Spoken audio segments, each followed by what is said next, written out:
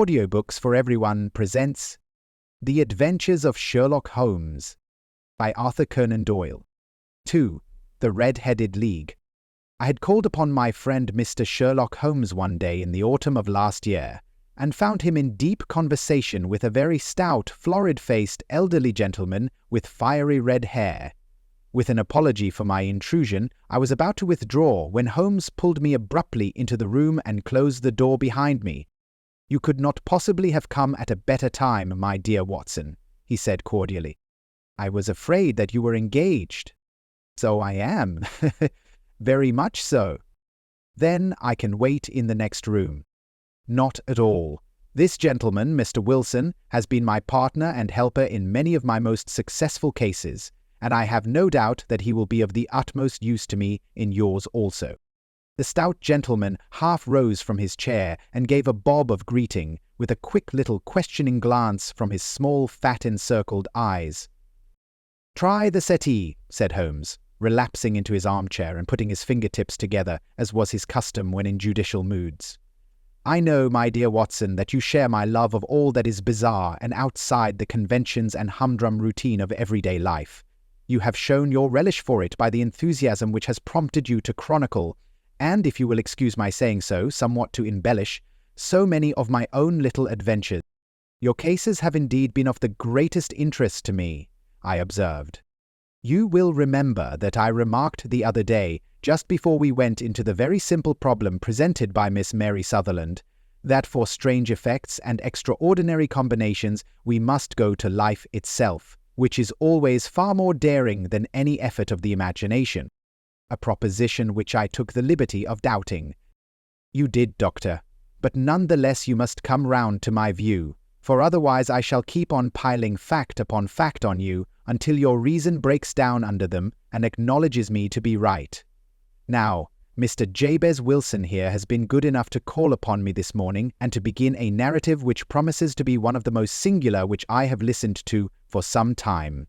You have heard me remark that the strangest and most unique things are very often connected not with the larger, but with the smaller crimes, and occasionally indeed where there is room for doubt whether any positive crime has been committed. As far as I have heard, it is impossible for me to say whether the present case is an instance of crime or not, but the course of events is certainly among the most singular that I have ever listened to. Perhaps, Mr. Wilson, you would have the great kindness to recommence your narrative. I ask you not merely because my friend Dr. Watson has not heard the opening part, but also because the peculiar nature of the story makes me anxious to have every possible detail from your lips. As a rule, when I have heard some slight indication of the course of events, I am able to guide myself by the thousands of other similar cases which occur to my memory. In the present instance, I am forced to admit that the facts are, to the best of my belief, unique." The portly client puffed out his chest with an appearance of some little pride, and pulled a dirty and wrinkled newspaper from the inside pocket of his greatcoat. As he glanced down the advertisement column, with his head thrust forward and the paper flattened out upon his knee, I took a good look at the man, and endeavoured, after the fashion of my companion, to read the indications which might be presented by his dress or appearance. I did not gain very much, however, by my inspection. Our visitor bore every mark of being an average, commonplace British tradesman, obese, pompous, and slow. He wore rather baggy grey shepherd's check trousers, a not over-clean black frock coat unbuttoned in the front, and a drab waistcoat with a heavy brassy Albert chain and a square, pierced bit of metal dangling down as an ornament. A frayed top hat and a faded brown overcoat with a wrinkled velvet collar lay upon a chair beside him. Altogether, look as I would, there was nothing remarkable about the man save his blazing red head and the expression of extreme chagrin and discontent upon his features. Sherlock Holmes' quick eye took in my occupation, and he shook his head with a smile as he noticed my questioning glances. Beyond the obvious facts that he has at some time done manual labour, that he takes snuff, that he is a Freemason, that he has been in China, and that he has done a considerable amount of writing lately, I can deduce nothing else. Mr. Jabez Wilson started up in his chair with his forefinger upon the paper, but his eyes upon my companion. "How, in the name of good fortune, did you know all that, Mr. Holmes?" he asked. "How did you know, for example, that I did manual labor? It's as true as gospel, for I began as a ship's carpenter." "Your hands, my dear sir. Your right hand is quite a size larger than your left. You have worked with it, and the muscles are more developed." "Well, the snuff, then, and the Freemasonry?" "I won't insult your intelligence by telling you how I read that, especially as, rather against the strict rules of your order, you use an arc and compass breastpin." "Ah, of course, I forgot that. But the writing—" "What else can be indicated by that right cuff so very shiny for 5 inches, and the left one with the smooth patch near the elbow, where you rest it upon the desk?" "Well, but China? The fish that you have tattooed immediately above your right wrist could only have been done in China. I have made a small study of tattoo marks, and have even contributed to the literature of the subject.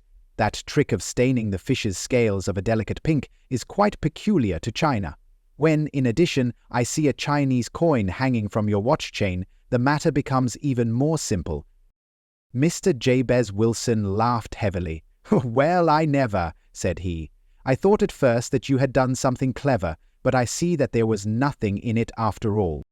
"I begin to think, Watson," said Holmes, "that I make a mistake in explaining. Omne ignotum pro magnifico, you know, and my poor little reputation, such as it is, will suffer shipwreck if I am so candid.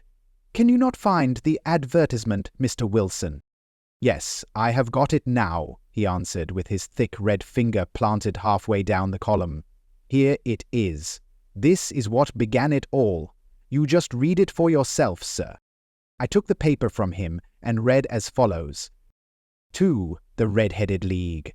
On account of the bequest of the late Ezekiah Hopkins of Lebanon, Pennsylvania, U.S., there is now another vacancy open, which entitles a member of the League to a salary of GBP 4 a week for purely nominal services. All red-headed men who are sound in body and mind and above the age of 21 years are eligible. Apply in person on Monday at 11 o'clock to Duncan Ross, at the offices of the League, 7 Pope's Court, Fleet Street." "What on earth does this mean?" I ejaculated, after I had twice read over the extraordinary announcement. Holmes chuckled and wriggled in his chair, as was his habit when in high spirits. "It is a little off the beaten track, isn't it?" said he. "And now, Mr. Wilson, off you go at scratch, and tell us all about yourself, your household, and the effect which this advertisement had upon your fortunes. You will first make a note, Doctor, of the paper and the date."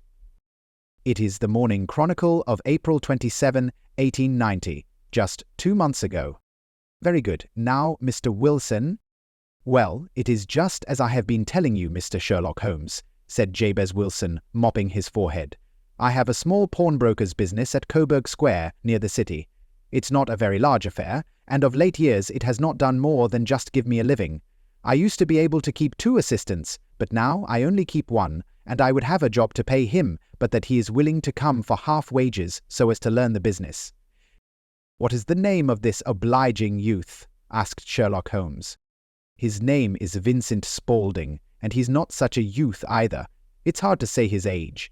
I should not wish a smarter assistant, Mr. Holmes, and I know very well that he could better himself and earn twice what I am able to give him. But, after all, if he is satisfied, why should I put ideas in his head?" "Why, indeed? You seem most fortunate in having an employee who comes under the full market price. It is not a common experience among employers in this age. I don't know that your assistant is not as remarkable as your advertisement." "Oh, he has his faults too," said Mr. Wilson. "Never was such a fellow for photography, snapping away with a camera when he ought to be improving his mind, and then diving down into the cellar like a rabbit into its hole to develop his pictures. That is his main fault, but on the whole he's a good worker. There's no vice in him. He is still with you, I presume?" "Yes, sir. He and a girl of 14 who does a bit of simple cooking and keeps the place clean. That's all I have in the house, for I am a widower and never had any family. We live very quietly, sir, the 3 of us, and we keep a roof over our heads and pay our debts, if we do nothing more. The first thing that put us out was that advertisement. Spaulding, he came down into the office just this day 8 weeks, with this very paper in his hand, and he says, "I wish to the Lord, Mr. Wilson, that I was a red-headed man." "Why that?" I asks. "Why," says he, "here's another vacancy on the League of the Red-Headed Men. It's worth quite a little fortune to any man who gets it, and I understand that there are more vacancies than there are men, so that the trustees are at their wits' end what to do with the money. If my hair would only change color, here's a nice little crib all ready for me to step into." "Why, what is it then?" I asked. "You see, Mr. Holmes, I am a very stay-at-home man, and as my business came to me instead of my having to go to it, I was often weeks on end without putting my foot over the doormat. In that way, I didn't know much of what was going on outside, and I was always glad of a bit of news. Have you never heard of the League of the Red-Headed Men?" he asked with his eyes open. "Never." "Why, I wonder at that, for you are eligible yourself for one of the vacancies." "And what are they worth?" I asked. "Oh, merely a couple of hundred a year, but the work is slight, and it need not interfere very much with one's other occupations." Well, you can easily think that that made me prick up my ears, for the business has not been over good for some years, and an extra couple of hundred would have been very handy. "Tell me all about it," said I. "Well," said he, showing me the advertisement, "you can see for yourself that the League has a vacancy, and there is the address where you should apply for particulars. As far as I can make out, the League was founded by an American millionaire, Ezekiah Hopkins, who was very peculiar in his ways. He was himself red-headed, and he had a great sympathy for all red-headed men, so when he died, it was found that he had left his enormous fortune in the hands of trustees, with instructions to apply the interest to the providing of easy berths to men whose hair is of that color. From all I hear, it is splendid pay and very little to do." "But," said I, "there would be millions of red-headed men who would apply." "Not so many as you might think," he answered. "You see, it is really confined to Londoners, and to grown men.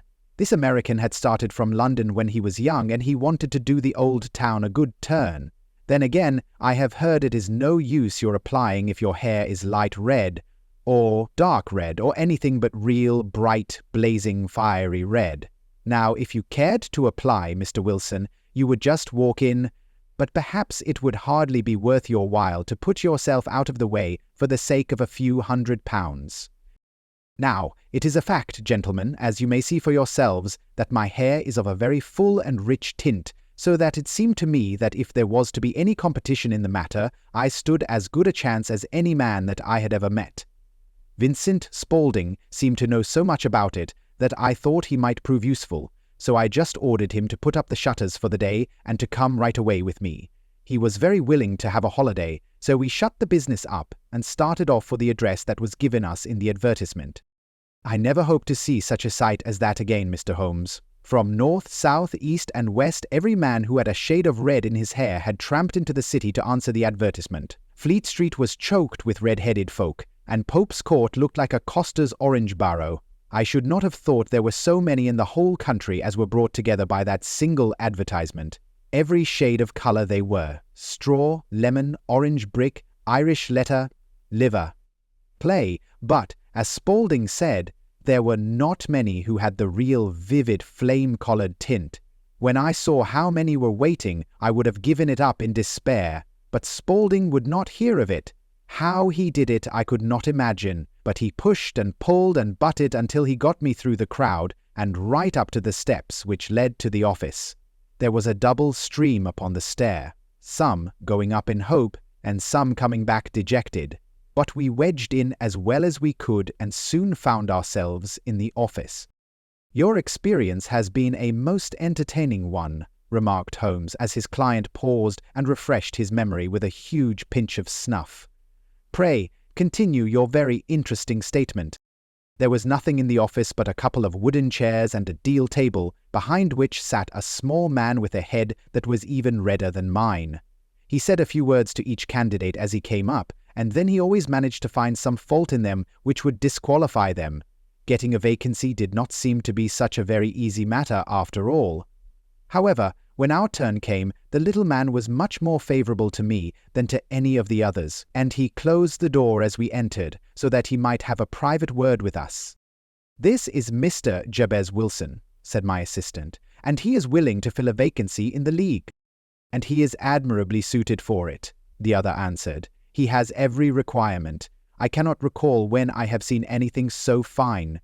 He took a step backward, cocked his head on one side, and gazed at my hair until I felt quite bashful.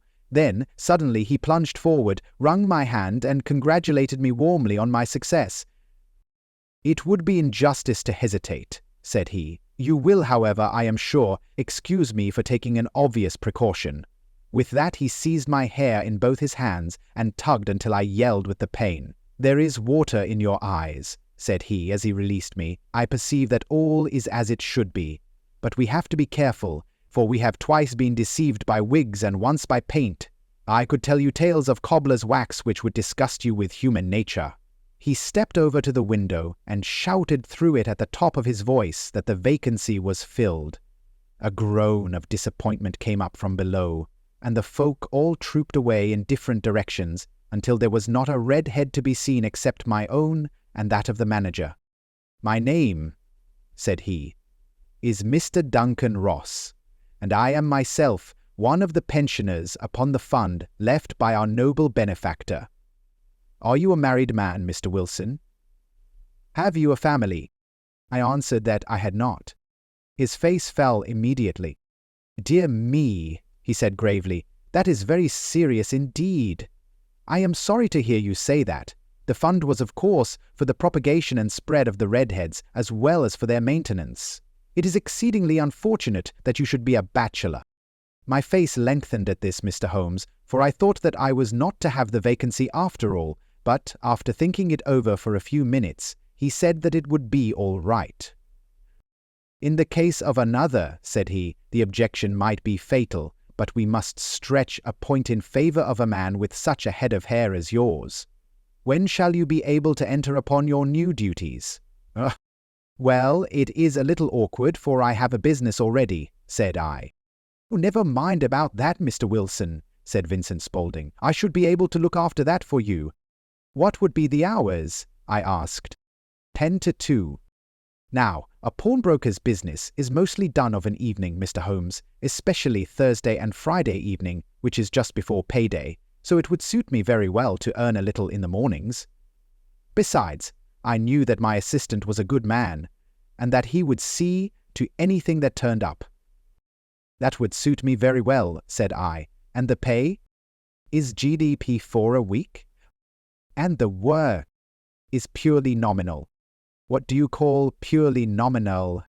"Well, you have to be in the office or at least in the building the whole time. If you leave, you forfeit your whole position forever. The will is very clear upon that point. You don't comply with the conditions if you budge from the office during that time." "It's only 4 hours a day, and I should not think of leaving," said I. "No excuse will avail," said Mr. Duncan Ross. "Neither sickness nor business nor anything else. There you must stay or you lose your billet." "And the work?" "Is to copy out the Encyclopedia Britannica. There is the first volume of it in that press. You must find your own ink, pens and blotting paper, but we provide this table and chair. Will you be ready tomorrow?" "Certainly," I answered. "Then goodbye, Mr. Jabez Wilson, and let me congratulate you once more on the important position which you have been fortunate enough to gain." He bowed me out of the room, and I went home with my assistant, hardly knowing what to say or do. I was so pleased at my own good fortune. Well, I thought over the matter all day, and by evening I was in low spirits again, for I had quite persuaded myself that the whole affair must be some great hoax or fraud, though what its object might be I could not imagine.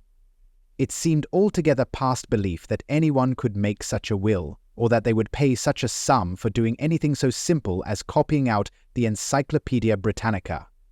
Vincent Spaulding did what he could to cheer me up, but by bedtime I had reasoned myself out of the whole thing. However, in the morning I determined to have a look at it anyhow, so I bought a penny bottle of ink, and with a quill pen and 7 sheets of foolscap paper, I started off for Pope's Court.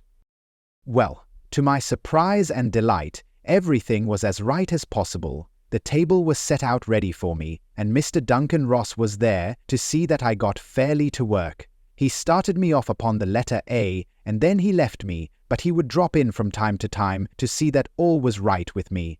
At 2 o'clock he bade me good day, complimented me upon the amount that I had written, and locked the door of the office after me. This went on day after day, Mr. Holmes, and on Saturday the manager came in and planked down 4 golden sovereigns for my week's work. It was the same next week, and the same the week after. Every morning I was there at 10, and every afternoon I left at 2. By degrees, Mr. Duncan Ross took to coming in only once of a morning, and then after a time he did not come in at all. Still, of course, I never dared to leave the room for an instant, for I was not sure when he might come, and the billet was such a good one, and suited me so well, that I would not risk the loss of it. 8 weeks passed away like this, and I had written about abbots and archery, and armour, and architecture, and Attica, and hoped with diligence that I might get on to the B's before very long. It cost me something in foolscap, and I had pretty nearly filled a shelf with my writings, and then suddenly the whole business came to an end. To an end. Yes, sir, and no later than this morning. I went to my work as usual at 10 o'clock, but the door was shut and locked, with a little square of cardboard hammered on to the middle of the panel with a tack. Here it is, and you can read for yourself. He held up a piece of white cardboard about the size of a sheet of notepaper. It read in this fashion: "The Red-Headed League is dissolved, October 9, 1890. Sherlock Holmes and I surveyed this curt announcement and the rueful face behind it until the comical side of the affair so completely overtopped every other consideration that we both burst out into a roar of laughter." "I cannot see that there is anything very funny," cried our client, flushing up to the roots of his flaming head. "If you can do nothing better than laugh at me, I can go elsewhere." "No, no," cried Holmes, shoving him back into the chair from which he had half risen. "I really wouldn't miss your case for the world. It is most refreshingly unusual. But there is, if you will excuse my saying so, something just a little funny about it. Pray, what steps did you take when you found the card upon the door?" "I was staggered, sir. I did not know what to do. Then I called at the offices round, but none of them seemed to know anything about it. Finally, I went to the landlord, who is an accountant living on the ground floor, and I asked him if he could tell me what had become of the Red-Headed League. He said that he had never heard of any such body. Then I asked him who Mr. Duncan Ross was. He answered that the name was new to him. "Well," said I, "the gentleman at No. 4. "What, the red-headed man?" "Yeah." "Oh," said he, "his name was William Morris. He was a solicitor and was using my room as a temporary convenience until his new premises were ready. He moved out yesterday." "Where could I find him?" "Oh, at his new offices. He did tell me the address. Yes, 17 King Edward Street, near St. Paul's." I started off, Mr. Holmes, but when I got to that address it was a manufactory of artificial kneecaps, and no one in it had ever heard of either Mr. William Morris or Mr. Duncan Ross. "And what did you do then?" asked Holmes. "I went home to Saxe-Coburg Square, and I took the advice of my assistant. But he could not help me in any way. He could only say that if I waited I should hear by post, but that was not quite good enough, Mr. Holmes. I did not wish to lose such a place without a struggle, so, as I had heard that you were good enough to give advice to poor folk who were in need of it, I came right away to you." "And you did very wisely," said Holmes. "Your case is an exceedingly remarkable one, and I shall be happy to look into it. From what you have told me, I think that it is possible that graver issues hang from it than might at first sight appear." "Grave enough," said Mr. Jabez Wilson. "Why, I have lost £4 a week." "As far as you are personally concerned," remarked Holmes, "I do not see that you have any grievance against this extraordinary league. On the contrary, you are, as I understand, richer by some GB30, to say nothing of the minute knowledge which you have gained on every subject which comes under the letter A. You have lost nothing by them." "No, sir. But I want to find out about them and who they are and what their object was in playing this prank, if it was a prank, upon me. It was a pretty expensive joke for them, for it cost them £32. We shall endeavor to clear up these points for you. And, first, 1 or 2 questions, Mr. Wilson. This assistant of yours who first called your attention to the advertisement, how long had he been with you? About a month, then. How did he come? In answer to an advertisement. Was he the only applicant? No, I had a dozen. Why did you pick him? Because he was handy and would come cheap. At half wages, in fact. Yes. What is he like, this Vincent Spaulding? Small, stout-built, very quick in his ways, no hair on his face, though he's not short of 30, has a white splash of acid upon his forehead. Holmes sat up in his chair in considerable excitement. I thought as much, said he. Have you ever observed that his ears are pierced for earrings? Yes, sir. He told me that a gypsy had done it for him when he was a lad. Ha, said Holmes, sinking back in deep thought. He is still with you? Oh, yes, sir, I have only just left him.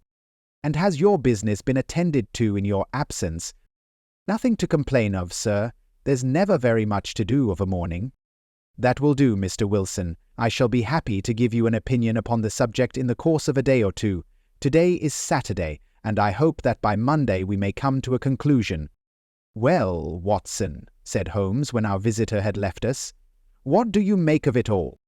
I make nothing of it, I answered frankly. It is a most mysterious business. As a rule, said Holmes, the more bizarre a thing is, the less mysterious it proves to be. It is your commonplace featureless crimes which are really puzzling, just as a commonplace face is the most difficult to identify. But I must be prompt over this matter. What are you going to do, then? I asked. To smoke, he answered. It is quite a 3-pipe problem, and I beg that you won't speak to me for 50 minutes. He curled himself up in his chair, with his thin knees drawn up to his hawk-like nose, and there he sat with his eyes closed and his black clay pipe thrusting out like the bill of some strange bird. I had come to the conclusion that he had dropped asleep, and indeed was nodding myself, when he suddenly sprang out of his chair with the gesture of a man who has made up his mind and put his pipe down upon the mantelpiece. Sarasade plays at the St. James's Hall this afternoon, he remarked. What do you think, Watson? Could your patients spare you for a few hours? I have nothing to do today. My practice is never very absorbing. Then put on your hat and come. I am going through the city first, and we can have some lunch on the way. I observe that there is a good deal of German music on the program, which is rather more to my taste than Italian or French. It is introspective, and I want to introspect. Come along. We travelled by the Underground as far as Aldersgate, and a short walk took us to Saxe-Coburg Square, the scene of the singular story which we had listened to in the morning. It was a poky little shabby genteel place, where 4 lines of dingy 2-storied brick houses looked out into a small railed-in enclosure, where a lawn of weedy grass and a few clumps of faded laurel bushes made a hard fight against a smoke-laden and uncongenial atmosphere. 3 gilt balls and a brown board with Jabez Wilson in white letters upon a corner house announced the place where our red-headed client carried on his business. Sherlock Holmes stopped in front of it with his head on one side and looked it all over with his eyes shining brightly between puckered lids. Then he walked slowly up the street, and then down again to the corner, still looking keenly at the houses. Finally, he returned to the pawnbroker's, and having thumped vigorously upon the pavement with his stick 2 or 3 times, he went up to the door and knocked. It was instantly opened by a bright-looking, clean-shaven young fellow who asked him to step in. "Thank you," said Holmes. "I only wished to ask you how you would go from here to the Strand." "3rd right, 4th left," answered the assistant promptly, closing the door. "Smart fellow, that," observed Holmes as we walked away. "He is, in my judgment, the 4th smartest man in London, and for daring I am not sure that he has not a claim to be 3rd. I have known something of him before." "Evidently," said I, "Mr. Wilson's assistant counts for a good deal in this mystery of the Red-Headed League. I am sure that you inquired your way merely in order that you might see him." "Not him." "What then?" "The knees of his trousers." "And what did you see?" "What I expected to see." "Why made you beat the pavement?" "My dear doctor, this is a time for observation, not for talk. We are spies in an enemy's country. We know something of Saxe-Coburg Square. Let us now explore the parts which lie behind it. The road in which we found ourselves as we turned round the corner from the retired Saxe-Coburg Square presented as great a contrast to it as the front of a picture does to the back. It was one of the main arteries which conveyed the traffic of the city to the north and west. The roadway was blocked with the immense stream of commerce flowing in a double tide inward and outward, while the footpaths were black with the hurrying swarm of pedestrians. It was difficult to realize, as we looked at the line of fine shops and stately business premises, that they really abutted on the other side upon the faded and stagnant square which we had just quitted. "Let me see," said Holmes, standing at the corner and glancing along the line. "I should like just to remember the order of the houses here. It is a hobby of mine to have an exact knowledge of London.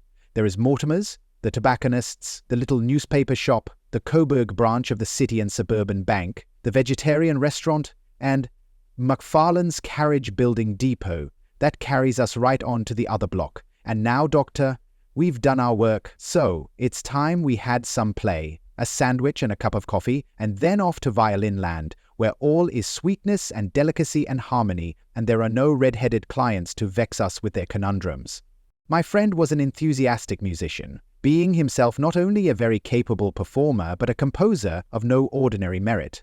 All the afternoon he sat in the stalls wrapped in the most perfect happiness, gently waving his long, thin fingers in time to the music, while his gently smiling face and his languid, dreamy eyes were as unlike those of Holmes the sleuth-hound, Holmes the relentless, keen-witted, ready-handed criminal agent, as it was possible to conceive.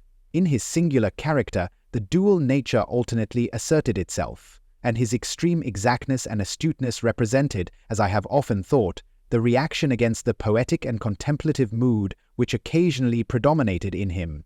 The swing of his nature took him from extreme languor to devouring energy, and, as I knew well, he was never so truly formidable as when, for days on end, he had been lounging in his armchair amid his improvisations and his black-letter edition.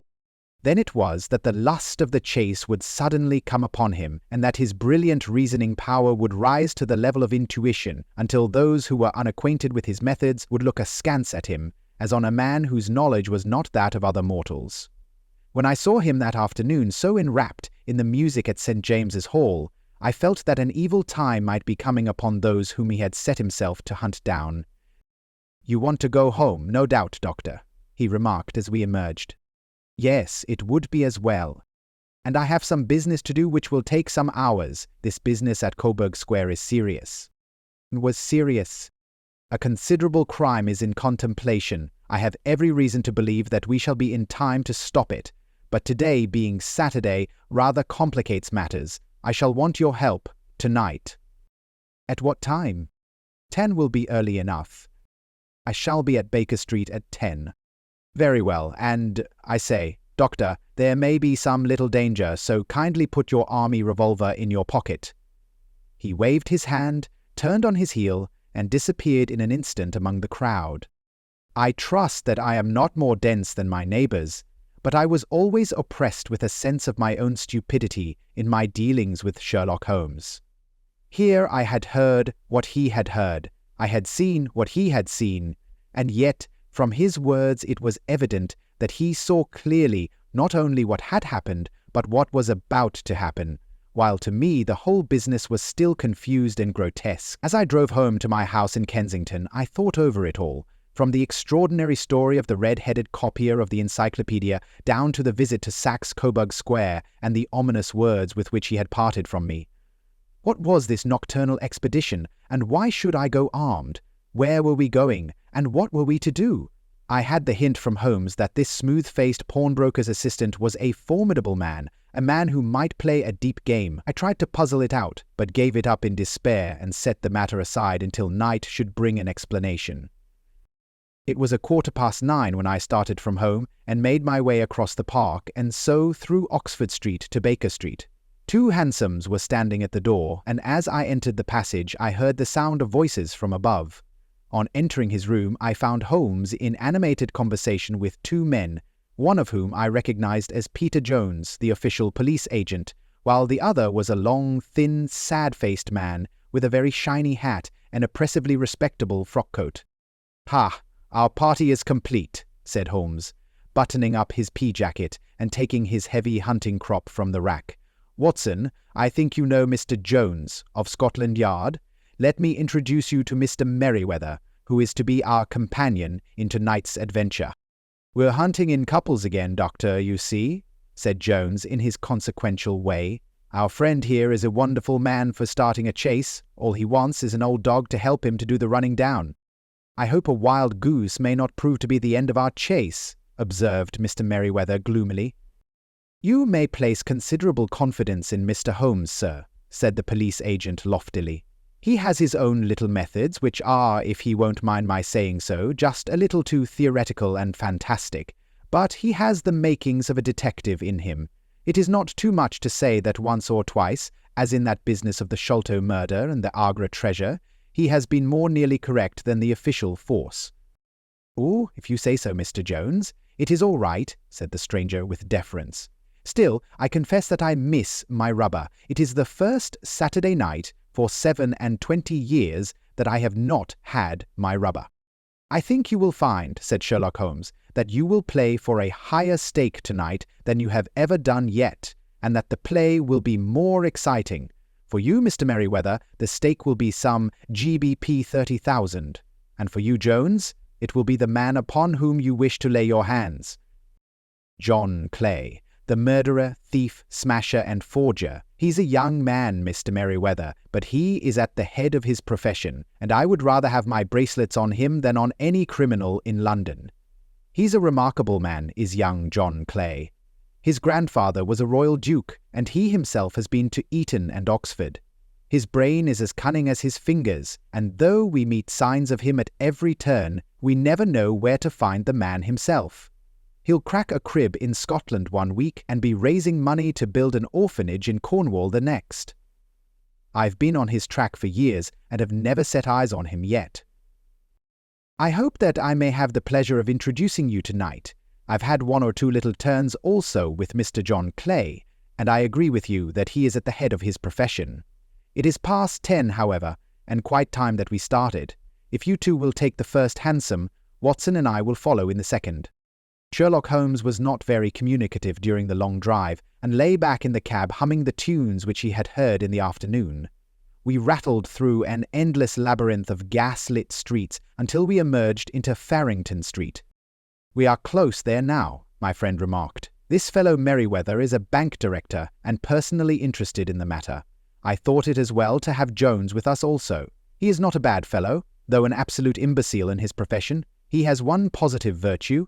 He is as brave as a bulldog and as tenacious as a lobster if he gets his claws upon anyone.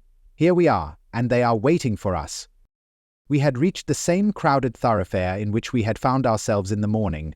Our cabs were dismissed, and following the guidance of Mr. Merryweather, we passed down a narrow passage and through a side door, which he opened for us. Within, there was a small corridor, which ended in a very massive iron gate. This also was opened, and led down a flight of winding stone steps, which terminated at another formidable gate. Mr. Merryweather stopped to light a lantern, and then conducted us down a dark, earth-smelling passage, and so, after opening a third door, into a huge vault or cellar, which was piled all round with crates and massive boxes. "You are not very vulnerable from above," Holmes remarked, as he held up the lantern and gazed about him. "Nor from below," said Mr. Merryweather, striking his stick upon the flags which lined the floor. "Why, dear me, it sounds quite hollow," he remarked, looking up in surprise. "I must really ask you to be a little more quiet," said Holmes severely. "You have already imperiled the whole success of our expedition. Might I beg that you would have the goodness to sit down upon one of those boxes, and not to interfere?" The solemn Mr. Merryweather perched himself upon a crate, with a very injured expression upon his face, while Holmes fell upon his knees upon the floor, and, with the lantern and a magnifying lens, began to examine minutely the cracks between the stones. A few seconds sufficed to satisfy him, for he sprang to his feet again and put his glass in his pocket. "We have at least an hour before us," he remarked, "for they can hardly take any steps until the good pawnbroker is safely in bed. Then they will not lose a minute, for the sooner they do their work, the longer time they will have for their escape. We are at present, Doctor, as no doubt you have divined, in the cellar of the City branch of one of the principal London banks. Mr. Merriweather is the chairman of directors, and he will explain to you that there are reasons why the more daring criminals of London should take a considerable interest in this cellar at present.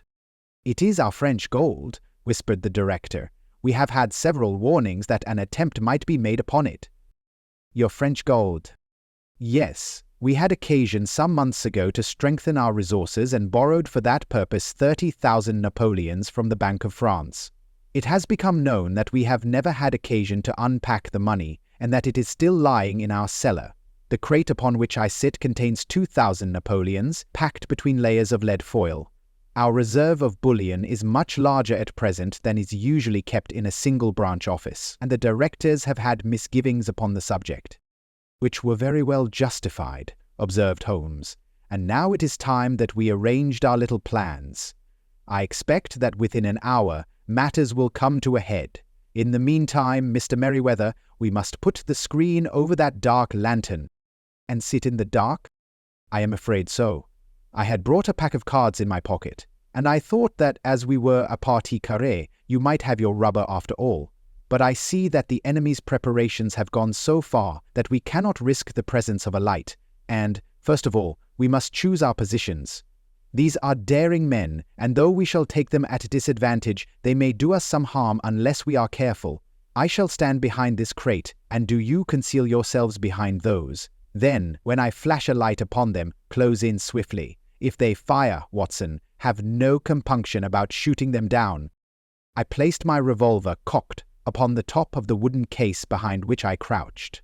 Holmes shot the slide across the front of his lantern and left us in pitch darkness, such an absolute darkness as I have never before experienced. The smell of hot metal remained to assure us that the light was still there, ready to flash out at a moment's notice. To me, with my nerves worked up to a pitch of expectancy, there was something depressing and subduing in the sudden gloom, and in the cold, dank air of the vault.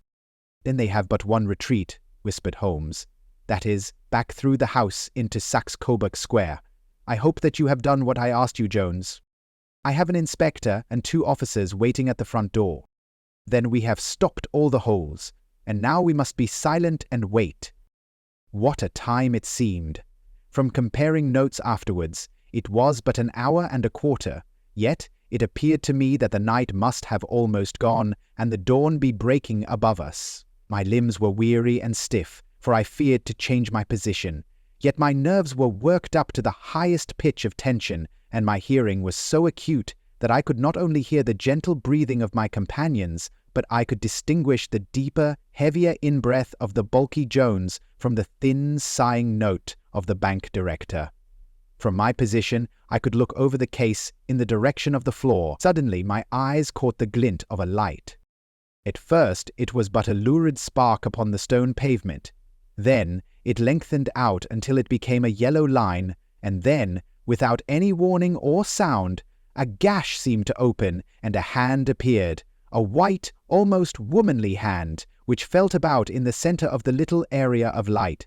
For a minute or more, the hand, with its writhing fingers, protruded out of the floor. Then it was withdrawn as suddenly as it appeared, and all was dark again save the single lurid spark which marked a chink between the stones. Its disappearance, however, was but momentary. With a rending, tearing sound, one of the broad white stones turned over upon its side and left a square, gaping hole through which streamed the light of a lantern. Over the edge there peeped a clean-cut, boyish face, which looked keenly about it, and then, with a hand on either side of the aperture, drew itself shoulder-high and waist-high until one knee rested upon the edge. In another instant, he stood at the side of the hole and was hauling after him a companion, lithe and small like himself, with a pale face and a shock of very red hair. "It's all clear," he whispered. "Have you the chisel and the bags? Great Scott, jump, Archie, jump, and I'll swing for it." Sherlock Holmes had sprung out and seized the intruder by the collar. The other dived down the hole, and I heard the sound of rending cloth as Jones clutched at his skirts. The light flashed upon the barrel of a revolver, but Holmes's hunting crop came down on the man's wrist, and the pistol clinked upon the stone floor. "It's no use, John Clay," said Holmes blandly. "You have no chance at all." "So I see," the other answered, with the utmost coolness. "I fancy that my pal is all right, though I see you have got his coat-tails." "There are 3 men waiting for him at the door," said Holmes. "Oh, indeed, you seem to have done the thing very completely. I must compliment you." "And I you," Holmes answered. "Your red-headed idea was very new and effective." "You'll see your pal again presently," said Jones. "He's quicker at climbing down holes than I am. Just hold out while I fix the derbies." "I beg that you will not touch me with your filthy hands," remarked our prisoner as the handcuffs clattered upon his wrists. "You may not be aware that I have royal blood in my veins. Have the goodness also, when you address me, always to say 'sir' and 'please.'" "All right," said Jones with a stare and a snigger. "Well, would you please, sir, march upstairs, where we can get a cab to carry your highness to the police station." "That is better," said John Clay serenely. He made a sweeping bow to the 3 of us and walked quietly off in the custody of the detective. "Really, Mr. Holmes," said Mr. Merriweather as we followed them from the cellar, "I do not know how the bank can thank you or repay you. There is no doubt that you have detected and defeated in the most complete manner one of the most determined attempts at bank robbery that have ever come within my experience. I have had 1 or 2 little scores of my own to settle with Mr. John Clay," said Holmes. "I have been at some small expense over this matter, which I shall expect the bank to refund. But beyond that I am amply repaid by having had an experience which is in many ways unique, and by hearing the very remarkable narrative of the Red-Headed League. You see, Watson," he explained in the early hours of the morning as we sat over a glass of whiskey and soda in Baker Street, "it was perfectly obvious from the first that the only possible object of this rather fantastic business of the advertisement of the League and the copying of the encyclopedia must be to get this not over-bright pawnbroker out of the way for a number of hours every day. It was a curious way of managing it, but really, it would be difficult to suggest a better. The method was no doubt suggested to Clay's ingenious mind by the color of his accomplice's hair. The GBP for a week was a lure which must draw him, and what was it to them, who were playing for thousands? They put in the advertisement. One rogue has the temporary office, the other rogue incites the man to apply for it, and together they manage to secure his absence every morning in the week. From the time that I heard of the assistant having come for half wages, it was obvious to me that he had some strong motive for securing the situation. But how could you guess what the motive was? Had there been women in the house, I should have suspected a mere vulgar intrigue. That, however, was out of the question. The man's business was a small one, and there was nothing in his house which could account for such elaborate preparations and such an expenditure as they were at. It must, then, be something out of the house. What could it be? I thought of the assistant's fondness for photography, and his trick of vanishing into the cellar.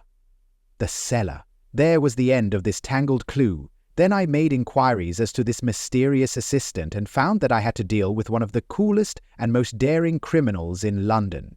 He was doing something in the cellar, something which took many hours a day for months on end. What could it be once more? I could think of nothing save that he was running a tunnel to some other building. So far I had got when we went to visit the scene of action. I surprised you by beating upon the pavement with my stick. I was ascertaining whether the cellar stretched out in front or behind. It was not in front. Then I rang the bell, and as I hoped, the assistant answered it. We have had some skirmishes, but we had never set eyes upon each other before. I hardly looked at his face. His knees were what I wished to see. You must yourself have remarked how worn, wrinkled, and stained they were. They spoke of those hours of burrowing. The only remaining point was what they were burrowing for. I walked round the corner, saw the City and Suburban Bank abutted on our friend's premises, and felt that I had solved my problem. When you drove home after the concert, I called upon Scotland Yard and upon the chairman of the bank directors, with the result that you have seen. "And how could you tell that they would make their attempt tonight?" I asked. "Well, when they closed their League offices, that was a sign that they cared no longer about Mr. Jabez Wilson's presence. In other words, that they had completed their tunnel, but it was essential that they should use it soon, as it might be discovered or the bullion might be removed. Saturday would suit them better than any other day, as it would give them 2 days for their escape. For all these reasons, I expected them to come tonight." "You reasoned it out beautifully," I exclaimed in unfeigned admiration. "It is so long a chain, and yet every link rings true." "It saved me from ennui," he answered, yawning. "Alas, I already feel it closing in upon me. My life is spent in one long effort to escape from the commonplaces of existence. These little problems help me to do so." "And you are a benefactor of the race," said I. He shrugged his shoulders. "Well, perhaps, after all, it is of some little use," he remarked. "L'homme c'est trayant, l'œuvre c'est tout triste," as Gustave Flaubert wrote to George Sand.